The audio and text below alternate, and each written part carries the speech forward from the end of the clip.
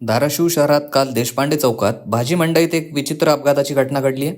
भाजी मंडईच्या रस्त्यावर एक पिकअप वाहन गाडी रिव्हर्स घेत असताना एका इसमाचा मृत्यू झाल्याची घटना घडली आहे. या घटनेमुळे धाराशिवमधील बेशिस्त वाहतुकीचा प्रश्न पुन्हा ऐरणीवर आला आहे. या भागात कायम वाहतुकीची कोंडी असते, यामुळे वाहन चालकांना नाहक त्रास सहन करावा लागतो. या अपघाताच्या घटनेचा व्हिडिओ आता व्हायरल होताना पाहायला मिळतोय.